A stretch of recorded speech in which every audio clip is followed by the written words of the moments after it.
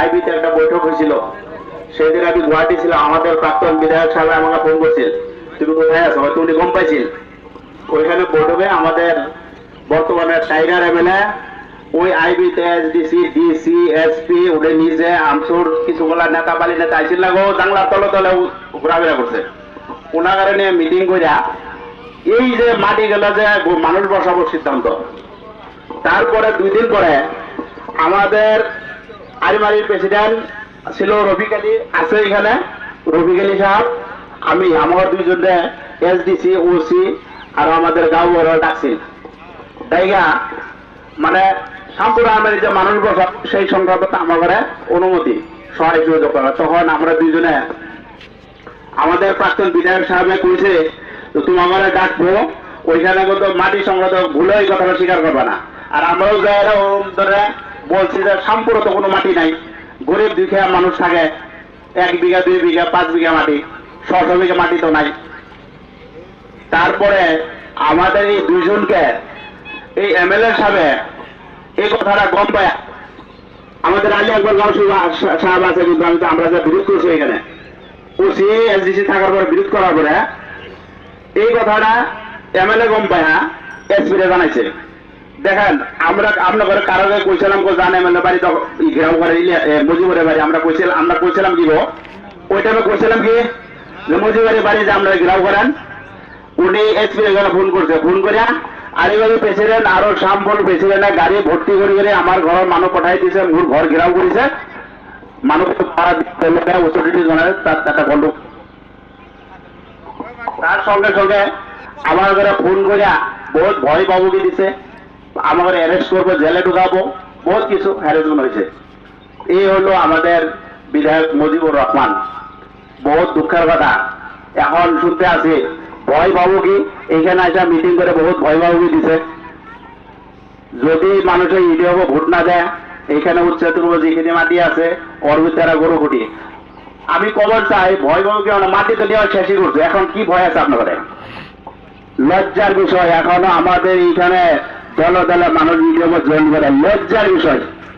এর কোনো লজ্জার হইতে পারে না, সব শেষ করছে। আর কি দিবার আছে?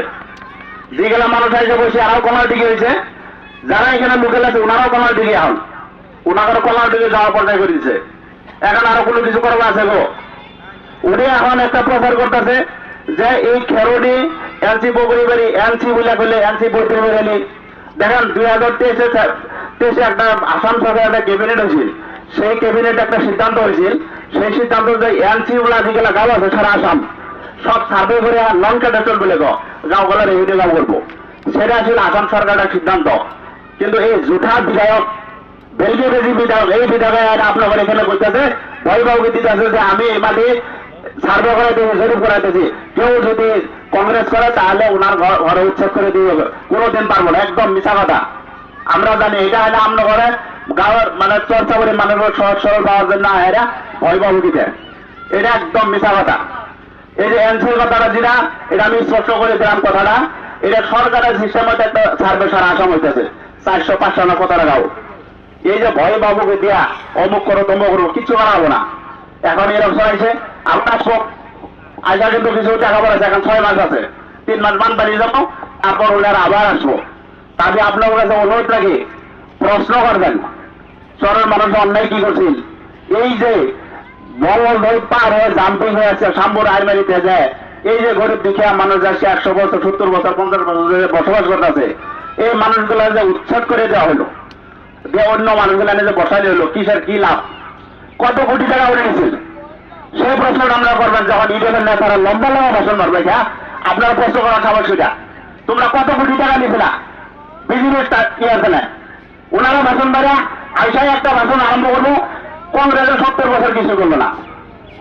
আরে বেটা কংগ্রেসের 70 কিছু করে নাই, তুমি 70 বছরের নামে এই ফার্স্ট পিরিয়ডে তুমি করে কংগ্রেসের 70 বছর করছে না করছে ওটা আমরা সবাই জানি। কংগ্রেসের কাহিনী পাওয়া যায় বহুত। আমাদের সম্মানীয় প্রাক্তন বিধায়ক ইলিয়াস আলী সাহেব ভাষণ দিয়ে বেড়া কোনো কিছু করে নাই। আমাদের বিধায়ক সাহেবের যেটা অনুদান চর্চা পরিধি আছে অন্য দেখা যায় না।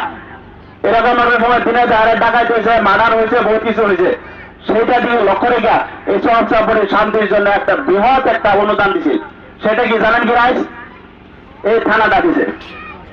এই থানা থেকে তো দিনে দরে মার্ডার হয়েছে আমরা শুনছি, চোরে ডাকাইতে দিনে দরে দাদাগিরি চলতো, সেটা কন্ট্রোলের জন্য থানায় না দিছে, হসপিটাল দিছে, সাব সেন্টার দিছে, রাস্তাঘাট হয়েছে, বহুত কিছু হওয়ার পর আমাদের কংগ্রেসের নেতারা এসে কিন্তু কমসঙ্গে এই কথা হয় না আমরা অমুক করলাম তমুক করলাম।